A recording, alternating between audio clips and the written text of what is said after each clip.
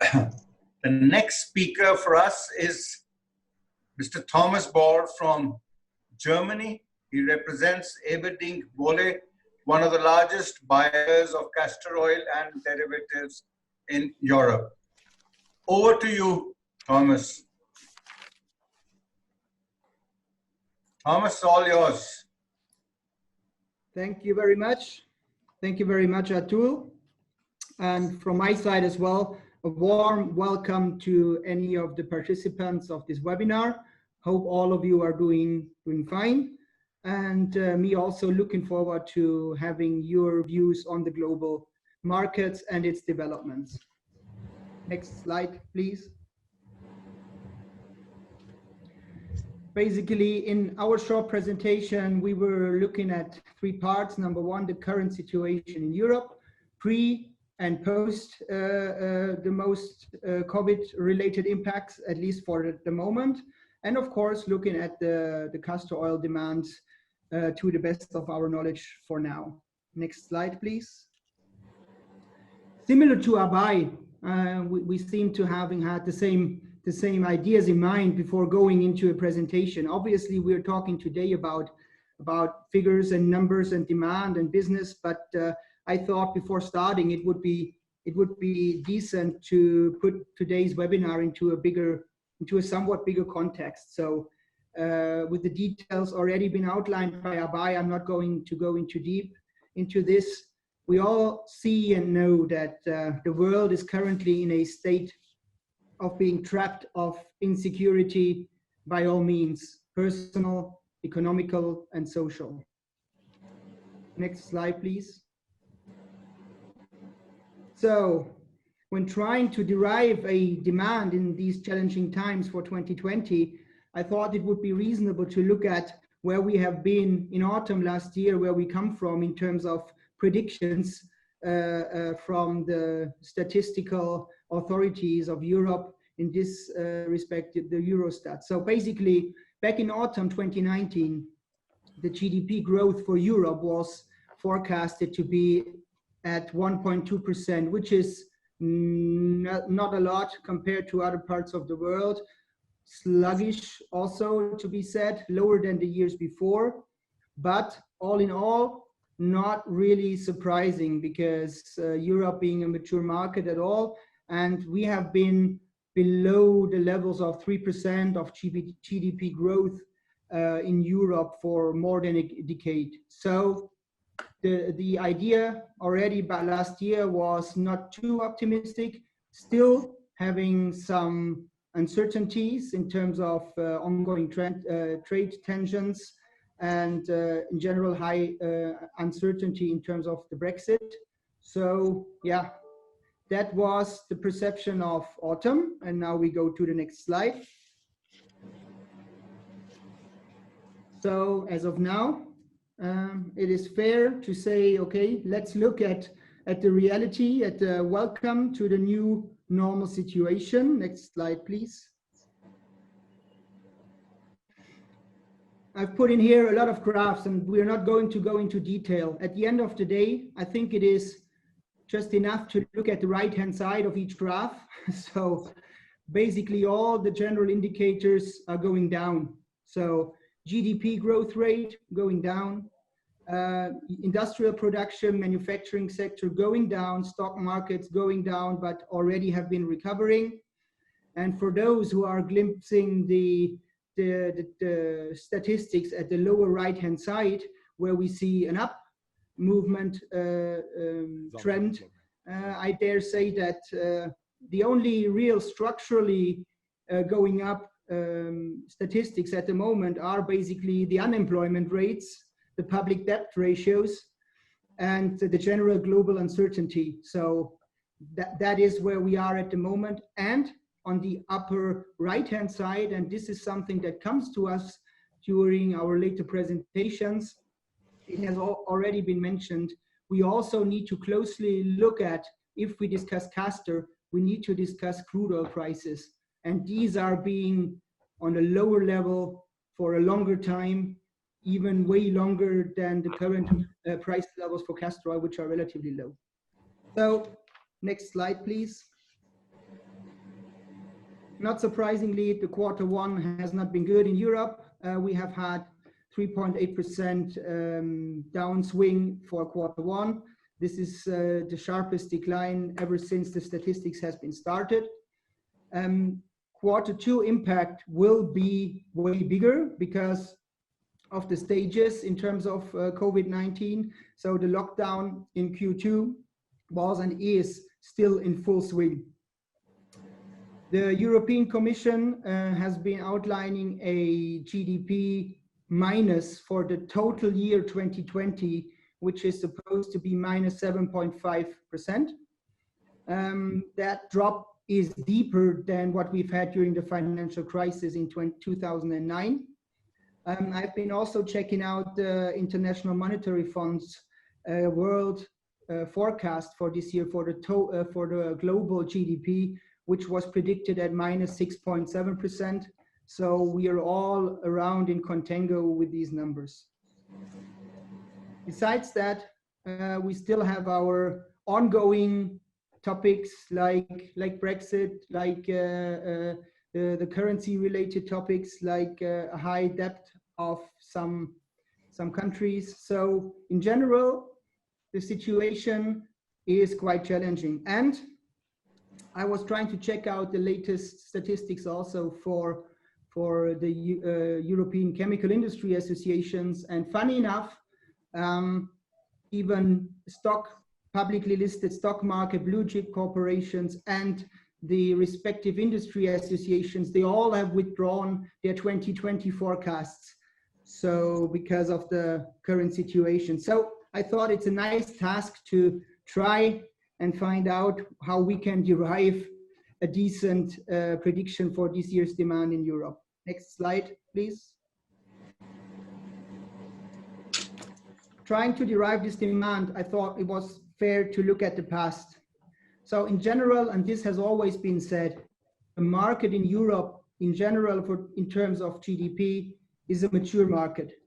Sluggish growth, but less volatile than others. Europe has not been the huge swing factor for Castor demand in the past few years, even though it is a significant user. In general, we saw that GDP in Europe and Castor demand is less dynamic than with other regions of the world, but still it has been less volatile. What we saw as well, that when erasing some occasional factors, the Castor demand in Europe has been slightly, but still overperforming the overall GDP growth. What is important in that respect is that we, in most of the applications, see castor and castor oil and castor oil products being a industrial good, raw material for chemicals and for further applications. For that, it needs to have a stable, reliable supply chain at moderate pricing, that when the industry participants are being able to thoroughly plan with such a product. And this is also something that we have been discussing in the past for many years, and we are not getting tired of emphasizing. The castor oil demand, in fact, is price elastic, at least in the medium to long run. Maybe not for all the applications, but in fact, it is price elastic, and in the medium to long run, everything will have an effect, especially when looking at crude oil-based products. What has been happening, as I said already earlier, the general industrial manufacturing sector is highly affected. Plastics consumption is being down. Construction sector still doing relatively good in Europe. Private consumption still also doing better than others. Of course, automotive industry alongside with that, but not only for that, lubricant industry and others like footwear are more affected in terms of a downswing compared to construction. Looking at coatings, adhesive and sealant applications is of course feel the impact as well, but being less affected. Same applies for the specialty applications where we see still relatively decent demand. And now, after all these dark clouds, I'm glad that we found something to get the circle, to break the circle of being negative. There are some bright spots. Why? Because looking at the past, the high versatility of Castor products and its broad variety in end user applications does offer some risk diversification. And we, from our perspective, we have seen that also during the past few weeks and months. Alongside with that, even being a mature market in Europe, the aspect of getting renewable resources, sustainable products into established processes, for example, as a building block intermediate for synthesis for further downstream products, we have seen after many years of interest, but not a real dynamic swing, we have clearly seen that these products get more and more into question. Of course, outlining again, everything happens at the cost. The product needs to be price-wise in contango with crude oil-based systems. Next slide, please.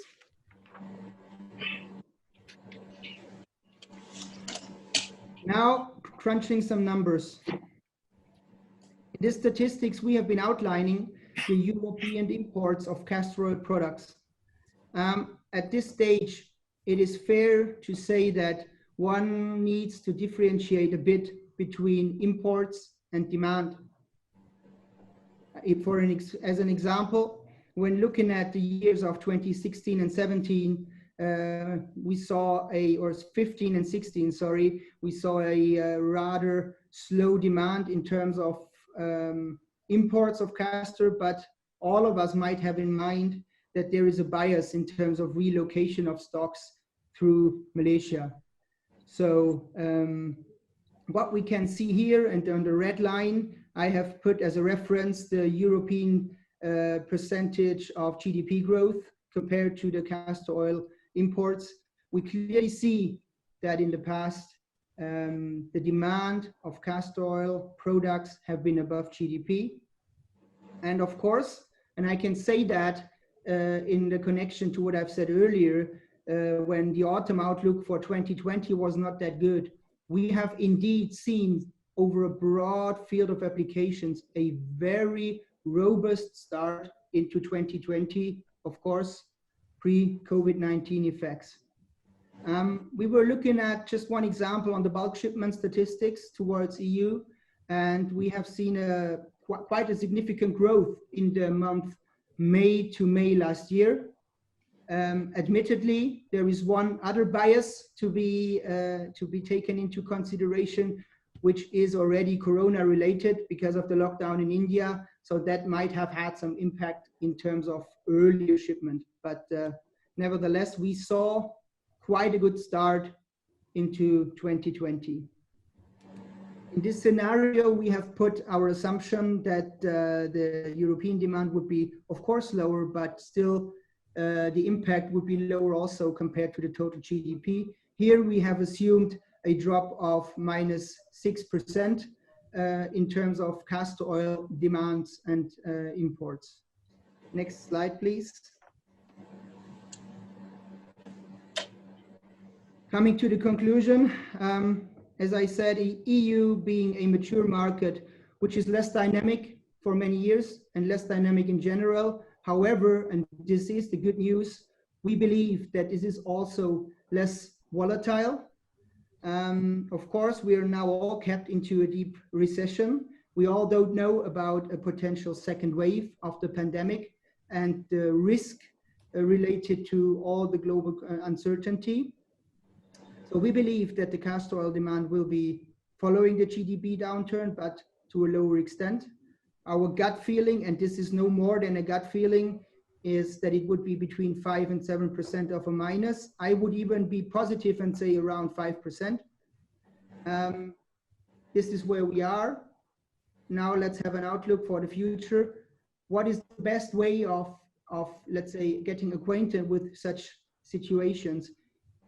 I do believe that the best root cause of getting a sustainable business is to have a stable and reliable pricing and to be sure about the final users needing a stable supply situation. Everyone needs to be taken into consideration the current low crude oil base pricing situation, which is an important factor in the long run as well. And for us, we have seen that trying to drive innovations based on castor oil products for new future applications where we use the good properties of this nice crop, the good technical advantages, not only the renewable aspect, but the technical advantages of these products is our way to counter a world of increased risks. Thank you very much. This was it from our side. Thank you, Thomas. In fact, you are giving us some hope that Europe could be the bright spot in terms of demand, not contracting too much, just about 6% or thereabouts. So that, to us, is good news. Thank you very much for that wonderful presentation.